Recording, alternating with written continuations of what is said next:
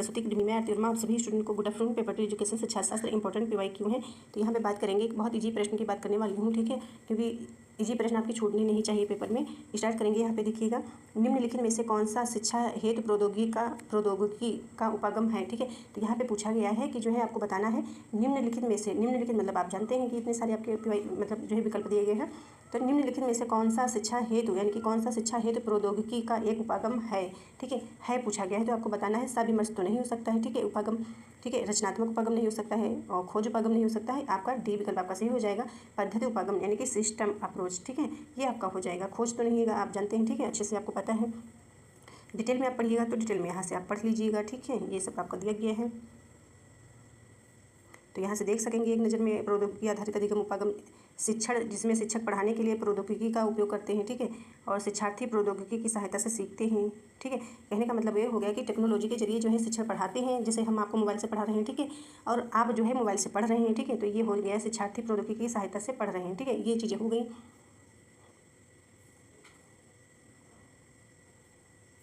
अगला प्रश्न है, अगला प्रश्न देखिएगा, समावेशी शिक्षा के भौतिक अवरोधों में शामिल है। तो अगला प्रश्न ये हो गया। तो अगला प्रश्न पूछा गया समावेशी शिक्षा के भौतिक अवरोधों में शामिल है। तो भौतिक अवरोध आप जानते हैं, ठीक है, अवरोध मतलब बाधाएं, रुकावटें, ये चीज़ें हैं, ठीक है। तो इसमें आपका बी विकल्प सही हो जाएगा। पहले ही आप देख लीजिए यहाँ पे, ठीक है, बी विकल्प आपका सही हो जाएगा, जिसमें से बी एंड आपका डी सही हो जाएगा विकल्प आंसर इसमें, यानी कि अगम्य शौचालय हो गया और एक आपका हो गया अगम्य बिजली की स्विचें, ठीक है। तो कहने का मतलब ये हो गया कि प्रश्न में आपसे पूछा गया है, यहाँ पे इसमें प्रश्न में पूछा गया है कि समावेशी शिक्षा के भौतिक अवरोधों में शामिल है, भौतिक अवरोधों में शामिल है। तो ये आपका ये हो गया बी और एक आपका डी विकल्प हो गया।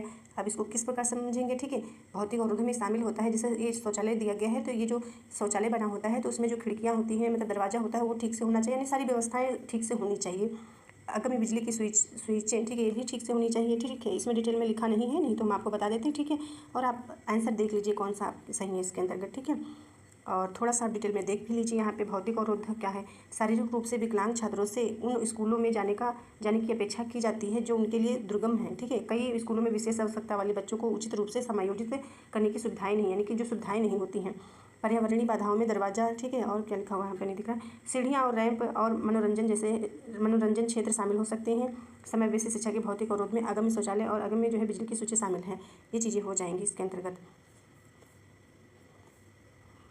अगले प्रश्न की बात करेंगे। यहाँ पे देखिएगा, अगला प्रश्न आपका है, निम्नलिखित में से किसने इस बात पर बल दिया है, यानी कि किसने इस बात पर बल दिया है कि शिक्षक शोध, प्रयोग और नवाचार को उच्च तकनीकी तथा प्रबंधन शिक्षा में प्रयोग या प्रोत्साहित करते हैं, ठीक है। तो इसमें फिर से पढ़िए, आप दोबारा से पढ़िए, क्योंकि 2 बार आपको प्रश्न पढ़ना है, कोई भी प्रश्न हो, ठीक है। तो निम्नलिखित में से किसने इस बात पर बल दिया है कि शिक्षक शोध, प्रयोग, नवाचार को उच्च तकनीकी तथा प्रबंधन शिक्षा में प्रयोग या प्रोत्साहित करें। तो इसमें आपको इतने विकल्प 4 दिए गए, जिसमें से आपको आंसर बताना है। आपका सी विकल्प आपका सही हो जाएगा, राष्ट्रीय शिक्षा नीति 1986, ठीक है। और अगले प्रश्न की बात करने वाले हैं। तो अगले प्रश्न यहाँ पे देखिएगा, अगला प्रश्न फ्राइड के अनुसार केवल है, ठीक है, फ्राइड के अनुसार जो है केवल है। तो इसमें बताना है आपको कौन सा आंसर सही हो जाएगा, जिसमें आपका बी विकल्प सही हो जाएगा। 2 मूल प्रवृत्तियाँ, फ्राइड के अनुसार केवल 2 मूल प्रवृत्तियाँ हैं, ठीक है, 2 मूल प्रवृत्तियाँ हैं। तो यहाँ पर आप देख सकेंगे ये 2 मूल प्रवृत्तियाँ हैं, जिसे एक मूल प्रवृत्तियाँ जो है जीवन कहते हैं, ठीक है, और एक मृत्यु से संबंधित, यानी कि इंग्लिश में एक को इरोज बोलते हैं, एक को जो है थिनटास बोलते हैं, ठीक है। तो ये आपका हो जाएगा। आपको 2 मूल प्रवृत्तियाँ आपने देखा, ठीक है, फ्राइड के अनुसार आपको याद रखना है, ये फ्राइड के अनुसार प्रवृत्तियाँ हो गई, और ये आपका जो है यहाँ पे जीवन मूल प्रवृत्ति हो गई, एक मृत्यु मूल प्रवृत्ति हो गई, ठीक है। तो 2 मूल प्रवृत्ति हैं, तो याद रखना है, एक जीवन मूल प्रवृत्ति, ठीक है, जीवन मूल प्रवृत्ति, और एक जो है याद रखना है मृत्यु मूल प्रवृत्ति, ठीक है। और इंग्लिश में नाम थिनटास हो जाएगा और इसका जो है इरोज हो जाएगा, याद रखिए, ये नोट कर लीजिएगा, इंपॉर्टेंट है। और अगला प्रश्न देखिएगा, अगला प्रश्न जो है शिक्षण बोध स्तर की यानी कि शिक्षण बोध स्तर की संरचना को कालानुक्रम, ठीक है, कालानुक्रम में जो है व्यवस्थित कीजिए। तो इसमें व्यवस्थित करना है, तो इसमें आपका बी विकल्प सही हो जाएगा इसके अंतर्गत, जिसमें से आपका सबसे पहले बी विकल्प आपका फर्स्ट इसमें होगा, फिर सी आप देखिएगा प्रस्तुतिकरण हो जाएगा, फिर इसके बाद डी आपका 3rd नंबर पर आएगा सांघीकरण, ठीक है। इसके बाद आपका फर्स्ट नंबर पे चौथे नंबर पे संगठन हो जाएगा, फिर लास्ट में आपका पाठ आएगा 5th नंबर पे। तो कहने का मतलब ये हो गया कि शिक्षण के बोध स्तर की संरचना को कालानुक्रम में व्यवस्थित करना है। तो इसमें पहला आपका हो जाएगा अन्वेषण, दूसरा हो जाएगा प्रस्तुतिकरण, 3rd हो जाएगा सांघीकरण, ठीक है, असमिश्लेषण, ये लिखा हुआ इंग्लिश में देख लीजिएगा, और चौथे नंबर पर संगठन हो जाएगा, 5th पे पाठ हो जाएगा पठन।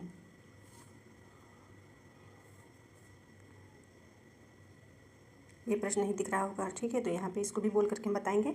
निम्नलिखित में से किसके द्वारा रटना सीखने के बजाय अवधारणाओं की आलोचना समझ पर बल दिया गया है, यानी कि इसमें बताया गया है, प्रश्न में पूछा गया है रटना सीखने के बजाय, यानी कि किसके द्वारा, ठीक है, किसके द्वारा पूछा गया है रटना सीखने के बजाय अवधारणाओं की आलोचना समझ पर बल दिया गया है।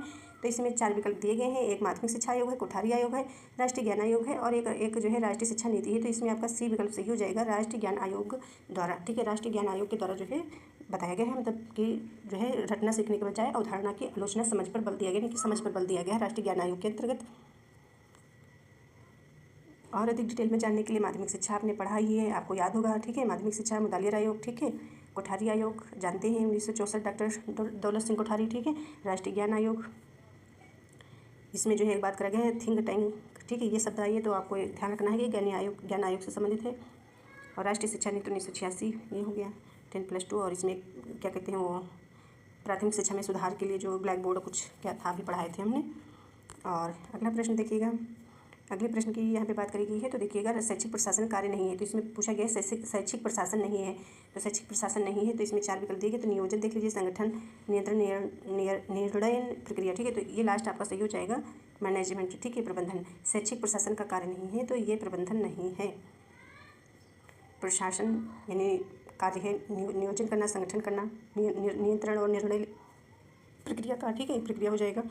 तो ये आंसर आपको, और यहाँ पे देख सकेंगे शैक्षिक प्रशासन के कार्य शिक्षकों के अध्यापन हेतु व्यवस्था करना। तो इसमें बताया गया है कि जैसे कि जो शैक्षिक प्रशासन का कार्य होता है तो क्या होता है, तो कार्य होता है शिक्षकों के अध्यापन हेतु व्यवस्था करना, विद्यार्थियों के प्रवेश संबंधी प्रक्रिया को एक राह दिखाना, यानी एक राह दिखाना, तथा जो है सैद्धांतिक प्रक्रिया को अपनाना, विषय अनुसार शिक्षकों की नियुक्ति करना, ठीक है।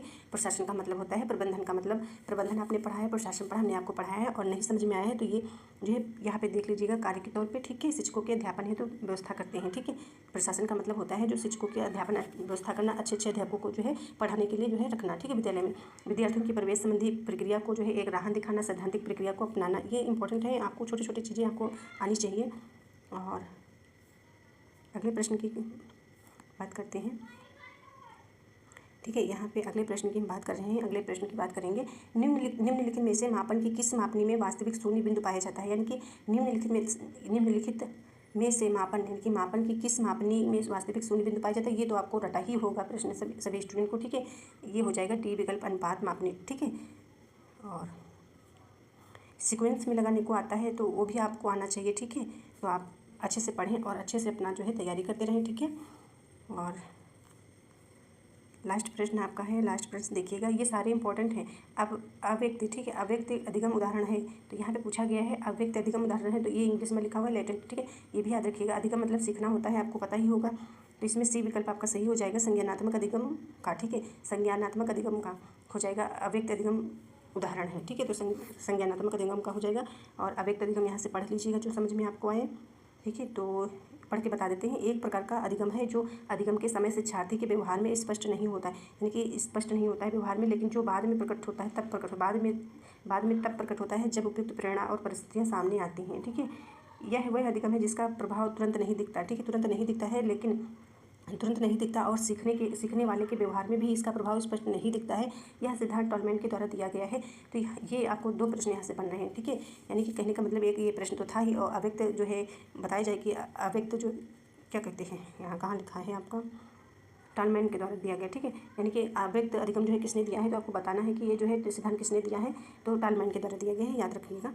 और आप सभी स्टूडेंट अभी जो है अपना क्या कहते हैं सिटी नहीं देखा है, एग्जाम सिटी सेंटर, ठीक है, तो आप एग्जाम सिटी सेंटर अपना चेक कर लीजिए, ठीक है, एग्जाम सिटी सेंटर जिन स्टूडेंट ने नहीं देखा है चेक कर लीजिए, ठीक है, हमने वीडियो अपलोड करा है, उसमें से आप जान सकेंगे कि कैसे आपको जो है चेक करना है, ठीक है। और आप सभी स्टूडेंट अपना रिवीजन करें, ठीक है, रिवीजन बहुत ज़रूरी है, अच्छे से रिवीजन करें, और जो आपने पहले से पढ़ा है उसी को बार बार पढ़िए, ठीक है, नया चीज़ कुछ ना पढ़िए, ठीक है, और नया चीज़ यदि आप समझ पाएँ, आप याद कर पाएँ तो पढ़िए, ठीक है, और अपना रिवीजन करिए। Thank you.